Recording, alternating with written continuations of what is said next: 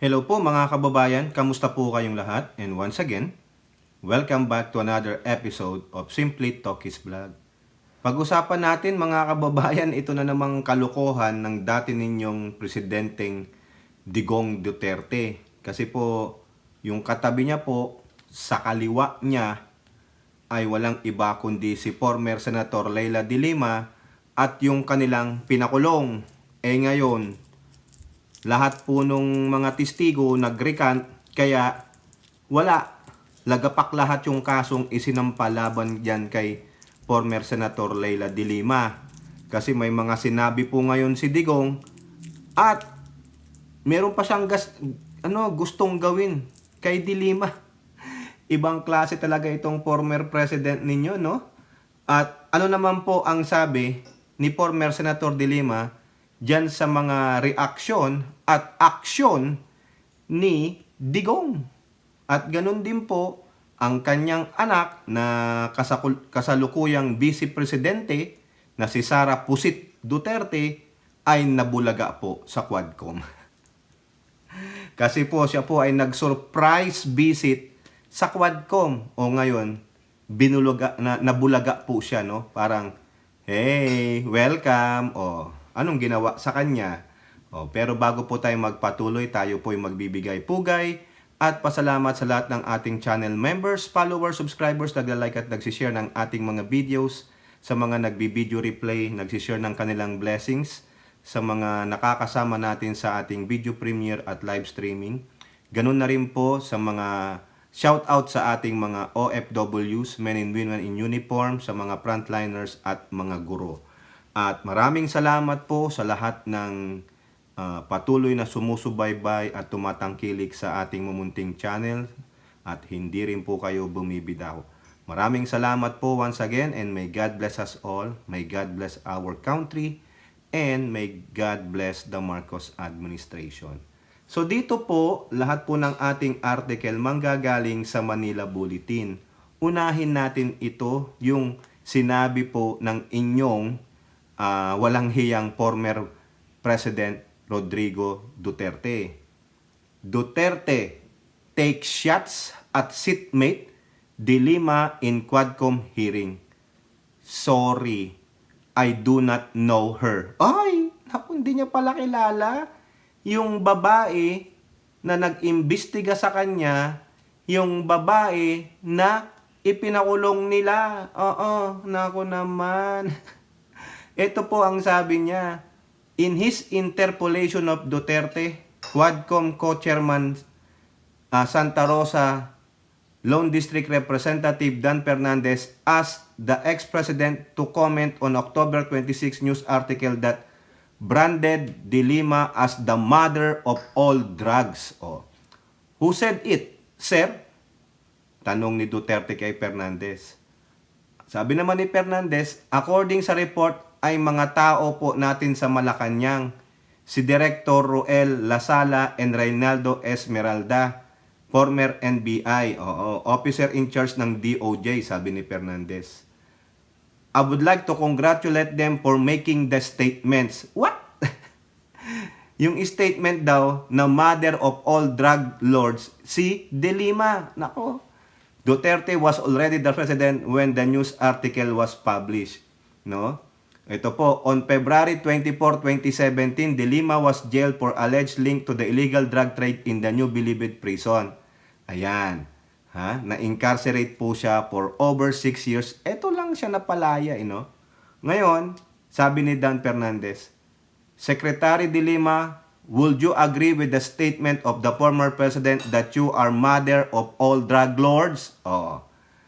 Sabi naman ni De Lima, absolutely false. That is a fictitious, bogus allegations against me. Kasama lang ho yan sa naging propaganda nila. I was cleared of all 3 drug cases. I underwent the whole process. Dumaan po ako sa buong proseso kahit mahirap, masakit para sa akin. Kinulong ako ng almost 7 years na hindi na po nila yan nabalikan dahil sa pagkagalit ng pinaka-mastermind ng pag-persecute sa akin. Ayan. So that is absolutely false. That is a slanderous accusations against me. The former chief executive then took another shot. Talagang binalikan niya si De Lima, claiming that he didn't know who she was. Ang lakas mang asar ng hinayupak na matanda na ito. Sabi ni Duterte, "Sorry, I do not know her." Sinabi niya kay 2nd District Representative Jerbil Luistro after the latter mentioned the name of then CHR Chairperson De Lima. Luistro was quizzing Duterte about the alleged discovery of human bones in Laud Quarry, a case that De Lima investigated. "I'm aware of only know of one bone." Dala-dala ni sino yung sinasabi mo? Binalot niya. Ayan. Sabi ni Duterte referring to De Lima.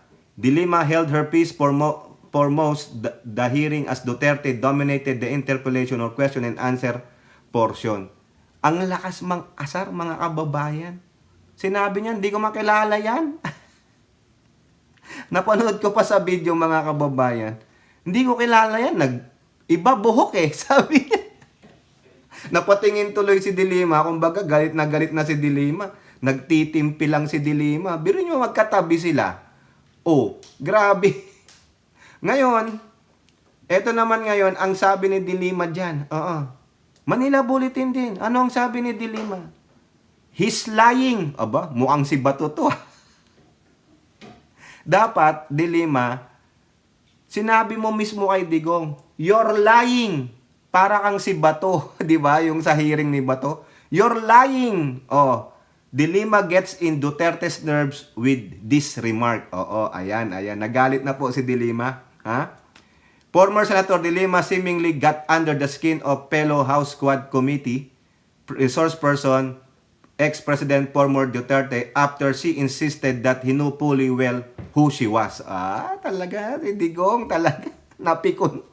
This after Duterte, in an obvious swipe at De Lima, claimed during the Quadcom hearing November 13 that he did not know her. Hindi daw talaga alam ni Digong, hindi niya kilala si De Lima. Sabi niya pa nagbago po kasi kulay ng buhok Sabi De Lima and Duterte at next given the opportunity to give a manifestation before the mega panel, De Lima outright called her seatmate a liar.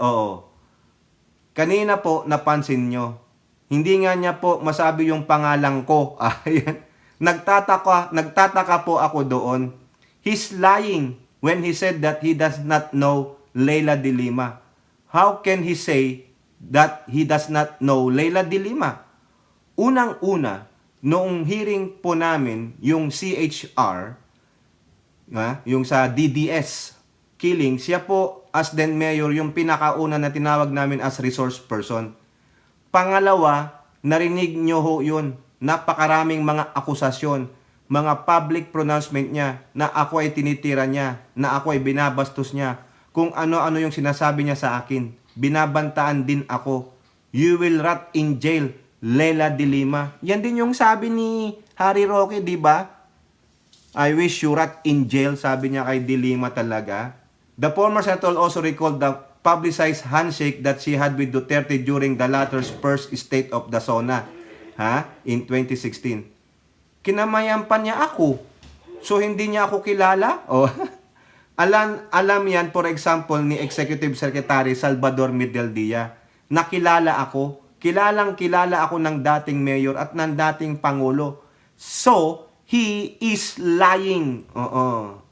After the manifestation, Duterte was caught on camera turning to De Lima and gesturing as he was going to hit her. Nako! Gusto yatang suntukin. O baka naman gusto mong sabunutan, Duterte, si Leila De Lima.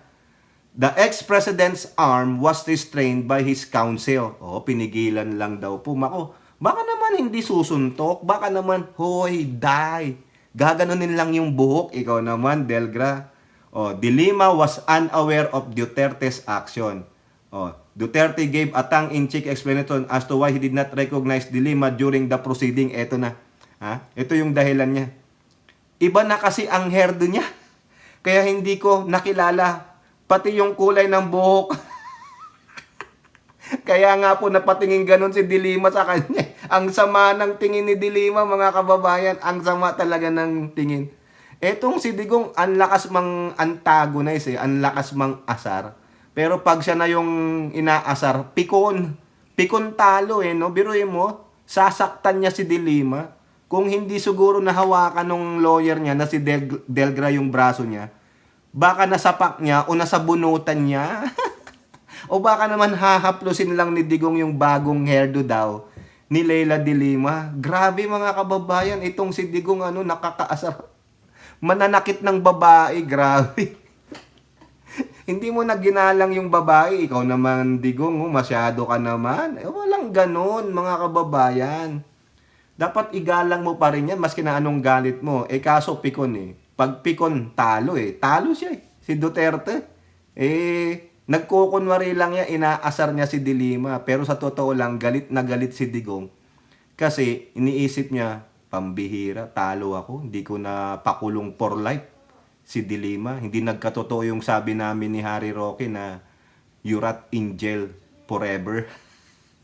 Ngayon katabi niya pa no? Baka ang mangyari si Digong ang rat in jail forever. Now, siguro napansin nyo rin, yung anak niya nagpunta doon sa Quadcom. Remember, nung nasa Bacolod, itong si Bising Pusit, tinanong siya dyan kung iimbitahan ba daw siya ng Quadcom, aaten siya. Alam nyo sagot niya? Siguro kung makikipag-away ako, aaten ako. O yun, nandoon siya. Sino aawayin niya? 'Di ba? Pumunta siya sa Quadcom Pero hindi naman siya imbitado, nag-gate crash lang, nag-power trip, 'di ba? Siyempre, BP 'yan, bibigyan mo ng respeto. O ngayon, nakipag-away ba siya? Wala. Oo, nagpaplastikan lang sila ng tatay niya. O, 'di ba? Sabi nga nung tatay niya, hindi man kami nag-uusap niyan. Pero doon may nakita akong larawan, ngiti-ngiti po silang dalawa, kunwari, suportahan sila. Mga plastic, Ngayon, habang nandoon po ang inyong Bising Pusit, ayon, nabigyan po siya ng sampina. Tingnan nyo po yung larawan na yan, naging, yung mukha niya, parang kinrampol na papel. Anong sabi sa balita? BP Sara handed invitation to confidential funds probe during surprise appearance at Quadcom. Sabi siguro nung ni Representative Joel Chua, since nandiyan ka na rin lang naman, etong sayo. Hindi ka mahagilap, etong sayo. Buti nga. 'Di ba? The Committee on Good Government and Public Accountability took advantage of BP Pusit's surprise present as a spectator at the Quadcom hearing at the House of Representatives. The committee secretary of the Good Government Panel personally handed to Vice President Duterte an invitation for her to attend its next hearing on November 20. Yeah! Next Wednesday yan, November 20 sa ating bansa. Bising Pusit officially received the one-page document by signing it. Allah. Pumirma siya. So therefore, aaten siya. The question is, ang tanong mga kababayan, mag-o-out ba siya tulad ng ama niya? Baka i-question na naman niya yung rule book. Bakit nyo ako binigyan ng invitation sa Quadcom? Nasa rule book nyo ba yan? Ganun ang banat niyan. Tapos dadalhin niya siguro si Marcoleta, dadalhin niya si Gloria Macapagal Arroyo. Di ba? Ano pinaggagawa nito Ito ang sabi dito sa invitation. The committee requests your attendance on November 20, 2024 at 10 a.m. in the People's Center at the House of Representatives, Quezon City. Your presence is necessary to provide clarification of the OPP's budget utilization from your assumption of office in 2022 up to present, including questions on the projects, program, and or beneficiaries of said projects, programs of your honorable office, regular and confidential funds, and other related matters. Ayan, nabigyan ka tuloy. Kaya, Dapat lang, no? Parang itong si Pusit, ito yung parang bibigyan mo ng summons, hindi makita-kita, nagtatago, nagbigay ng address pero wala doon, o di parang yung jukebox queen dito sa sa Amerika, yung dinimanda ng defamation. O, hindi mo alam talaga kung nasaan ang address niya. Tulad sa Pilipinas nung dinimanda siya ni Katunying. Oh, wala daw ganung pangalan doon sa address na yun. Ayun yung last known address niya. O parang ganito yan. Kahapon nagpakita ka, hindi mo alam kala mo VIP ka o kaboom. Di ba?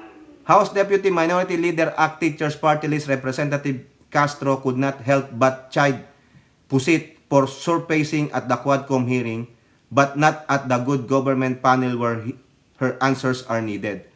Ang tagal na siyang pinapatawag ng Good Government Committee pero di siya sumisipot at dumadalo ng hearing. Tapos ngayon bigla siyang lilitaw dito. Pusit nga Pusit. Ha? Ito pang sabi ng mga kabayan Black, gusto din ba niyang maging resource person sa nangyaring EJ case? Sa Davao City nung siyang mayor at kung paano ginamit ang napalaking confidential funds? Sabi pa yan ni Castro, mga kababayan. Alam niyo, may punto si Castro. Nang aasar lang yung mag-ama na yan. Yan po ang nature nila. Feeling high and almighty po sila. Pero, sa pagiging ganyan nila, authoritarian, feeling high and almighty, akala nila may natutuwa sa kanila. Wala po. Ang tanging kakampi lang ng mga yan ay ang mga katulad nilang Pusit. No? Tingnan natin kung darating siya sa hearing ng komite ni Joel Chua sa November 20. Baka na naman yan, Pusit! Kayo po mga kababayan, dyan po sa ginawa ni Digong na pagtangging kilala niya si Dilima, pero ang rason niya kasi nagbago daw ng hairdo at parang gusto niya pong sapakin o sabunutan. Pero si Dilima, tinawag niya pong sinungaling si Digong. Totoo namang sinungaling. At si Pusit, nabulaga. Binigyan po siya ng imbitasyon ng komite ni Joel Chua para umaten sa hearing. Habang siya ay nasa Quadcom. Nagmalaki ka, nagmaganda ka dyan. Ayan, buti nga sa'yo. Kayo po, ano pong inyong masasabi? Comment down below and don't forget to like and share. Hope to see you on our next videos. Bye-bye. God bless.